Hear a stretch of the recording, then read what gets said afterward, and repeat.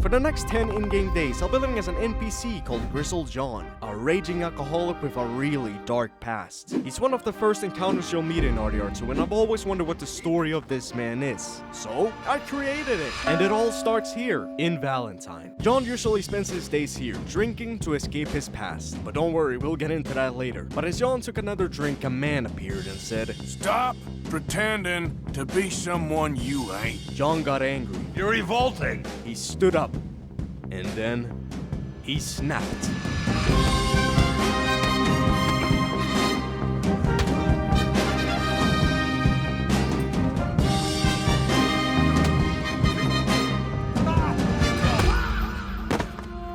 It's clear no one likes Jon, not even himself.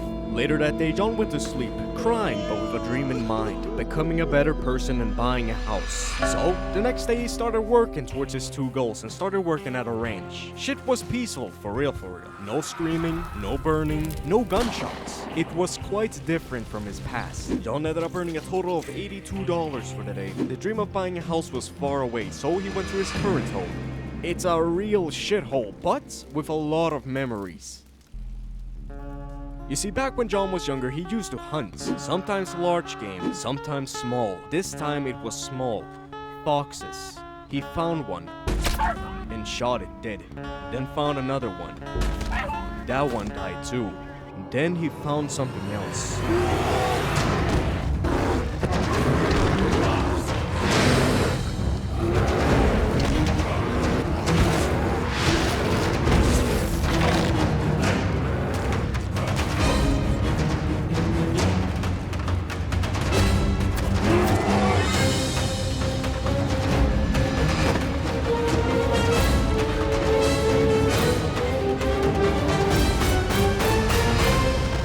This was the day Jon nearly died, and he would have if it weren't for the natives living nearby. But on day 3, he heard the same growling as he did 30 years ago. Don't you worry, it's just a dog, but damn, it must have had some insane stomach issues to be sounding like that. I mean, geez, it sounds like my grandma on hard cocaine. But anyways, Jon decided to kidnap this dog and name her Bessie. They had good times together. They worked as a lumberjack together, tried out gold panning, even delivered mail. She was the only one who looked at Jon without any disgust in her eyes. Well, to be fair, there's not much behind those eyes. But anyways, Jon ended up earning a total of $162, still very far away from that house. He was, however, becoming a better person. As he went home, he saw something. It'll cost a sweet penny to get out of this, friend.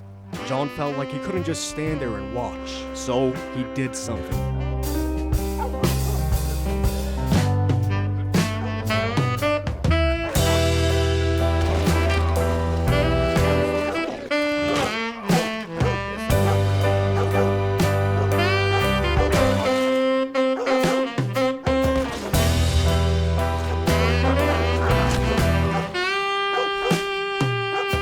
Jon felt like this was going down a dark path he didn't want to follow, so the next day Bessie had to stay home. Boo-hoo, Bessie! Suck on that, you fat bitch! Jon, on the other hand, wanted to try out some freelancing, so he decided to help a man. But he wasn't to so much help. But he did see a free horse. Jon ran, and ran, and ran until got the horse. I mean, let's be honest, the owner just suffered a severe spine injury, so Jon felt like he could take the horse. These two dumbasses felt like they were the saviors of the world and tried to help a woman who was stuck under a horse. Honestly, like a skill issue though, but well. Oh, yes, just lift as hard as you can. Oh, thank you. Jon took this woman back to Valentine, and he even cracked a joke for the first time. Valentine? Oh, they should have called this dump Turd Town. Listen, Jon has the humor of a brain-dead 4-year-old, alright? Just give him a break. But when they arrived, the woman said, "Thank you for all your help. You're a good man." Jon has never heard such kind words before. So later that day, he saw another woman in need of help. I'm in a real bind. This fella, he's in a bad way. You gotta help me. I'll pay you. However, this one was quite different. It was me or him, I swear. I gotta clean this room. Can you get rid of him, please? The body reminded him of what he used to do back in the days. Not prostitution, but some other really bad stuff. You see, after Jon was hurt by the bear, a native saved him and healed him up. However, there was one thing I've forgotten to mention about Jon.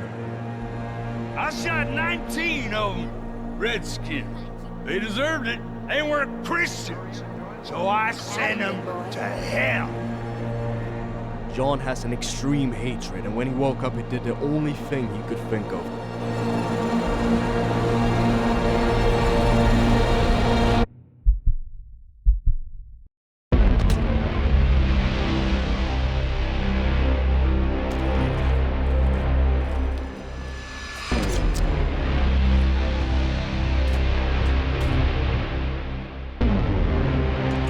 You do not want to know what happened after. We'll get back to that later, but John decided not to help this woman, which did cause a big reaction to say the least. What do you mean? It's too late to back out now.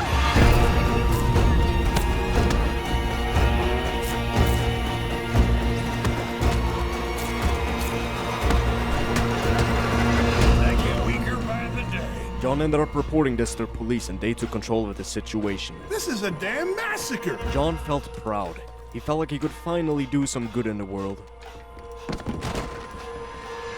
So, the next day he started working as a cop. Don't ask me how he managed to get in, I have no idea either, but it will be useful later, trust me. He did a couple of jobs here and there and he started doing really good, but being a cop meant seeing more violence. And in one of the crimes he saw, he had to do something. Leave me be, sir! You best quit or I'll cut you open. You're unwell! If that's how you feel. Now look.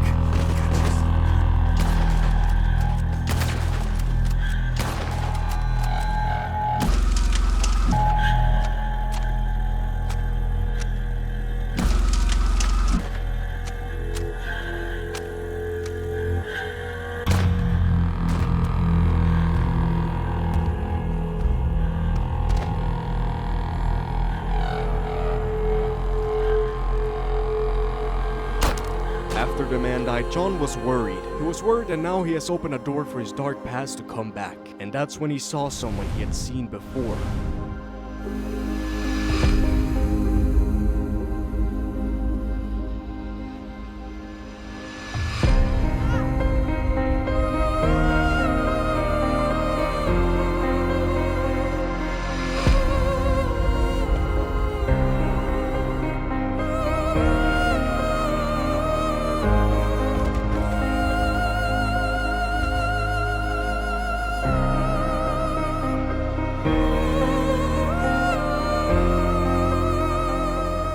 Arthur got arrested and John just started laughing. He felt like he had won. He felt like he had got his revenge. So after a hard day of work, he earned a total of 200 bucks. We are so far away from that house, but he was so happy that he got his revenge on Arthur, so he started drinking. And some more drinking. And by the time he came back home, he was so excited to see Bessie.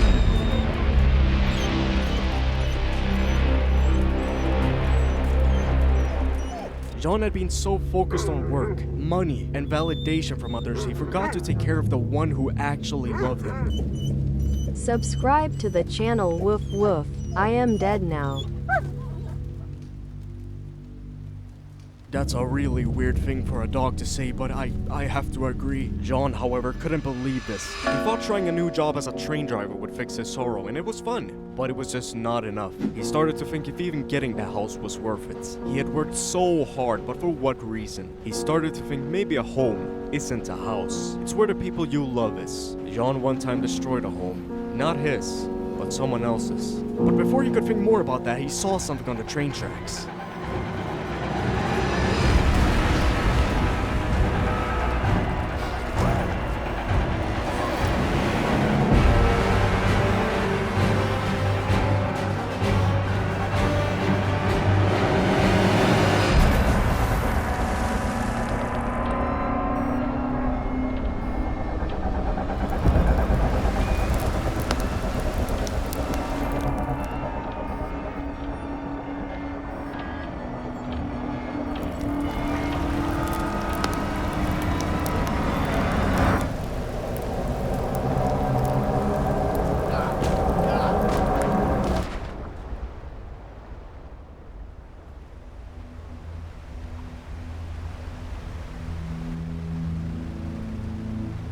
Arthur Morgan. John ain't gonna let this slide. He realized maybe he wasn't the one responsible for Bessie's death. Maybe it was Arthur. So he set a goal for himself. Kill Arthur Morgan. So, the next day he spent all of his money he had saved up on weapons and started taking on jobs. Jobs he was very, very good at.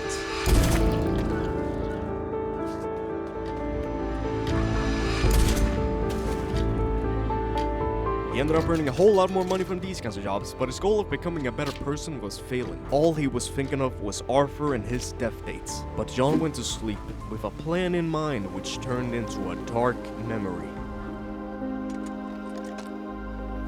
They were Christians.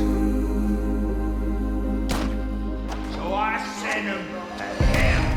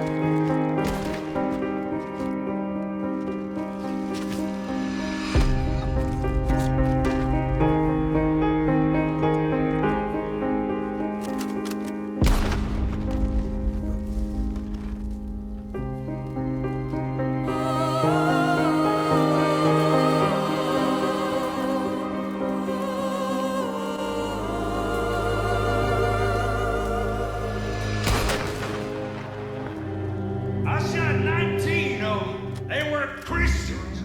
So I sent them to hell. John committed one of the most heinous crimes that day, and he could never return back to how he was before. He continued the dark path of murder and rampage and became a hitman. He killed everyone who had a target on him. Get the hell out. All for the money, but why? Well, we'll get into that later. It's now day 8. 2 days before the big attack on Arthur. John was scouting everywhere trying to find where Arthur was, and that's when he saw something. Can we trust them? And remember when John used to be a cop? Well, let's just say he got contacts. This don't feel right. Now it don't feel right. I could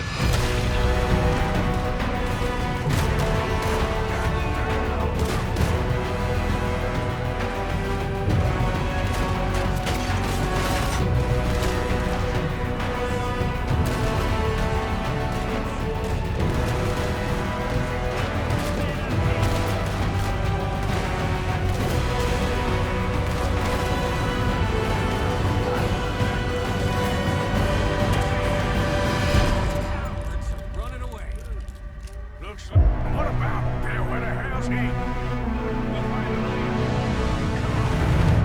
After the big drama show was done, John followed Arthur to their camp. John nearly tore his ACL climbing up here, but he found him, Arthur and his entire gang. In this camp, there is tons of money in the bag, more than enough to buy the house. This is John's chance of finally getting it. But not yet. John went to his home and spent one last night here, and he started dreaming about the house he has always wanted. Why does he want it so bad? Well, let me explain.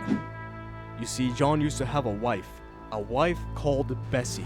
John promised her that they would make it out of the shithole they were living in and move into a nice house. They didn't have the money for that, but John decided to try to make it happen. He worked. And worked. Hello, sir. And one day when John came home, Bessie decided she couldn't live with a man who has done such horrid things. John couldn't take the pain, so he started drinking, and drink some more, and drink even more, until one day, a man came. Stop pretending to be someone you ain't.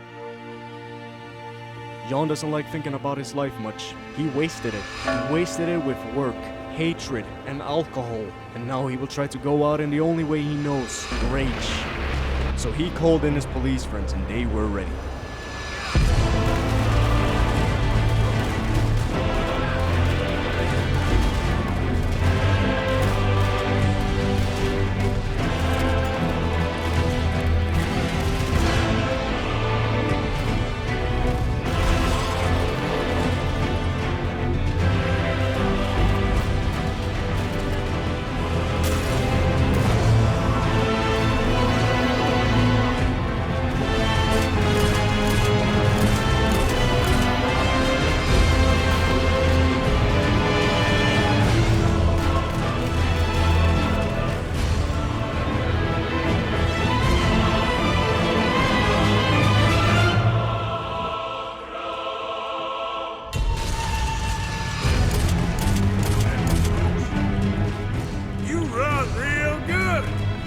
Stop pretending to be someone you ain't.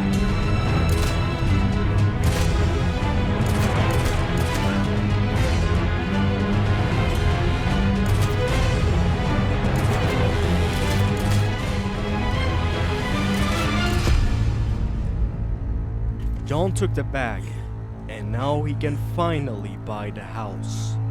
They weren't Christians, so I sent them to hell.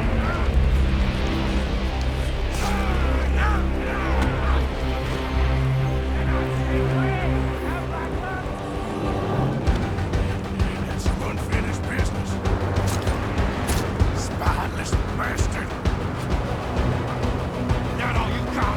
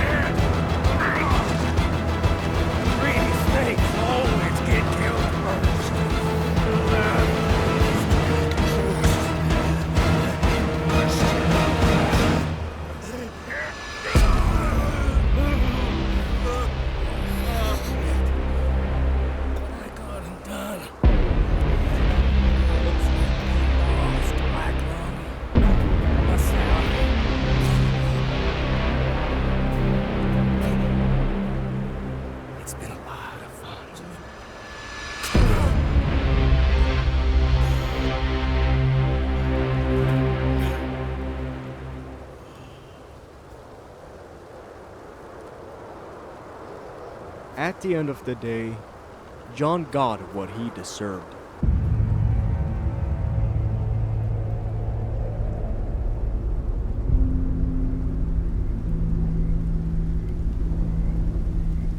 But even in his death, the bottles started appearing. They started surrounding him. His body may be dead, but his soul lives on. And it saw a familiar place. A place where he has spent most of his life in. And as Jon was walking, he saw a man and said, Stop pretending to be someone you ain't. Jon took another drink.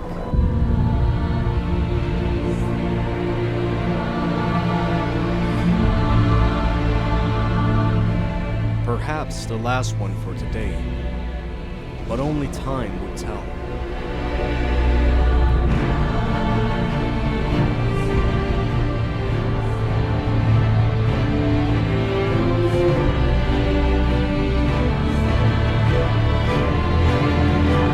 If there's one thing I've learned about Jon's story is that you should never dream about your dreams. You should chase them, because if you don't, you'll always stay in the same bar, just like Jon.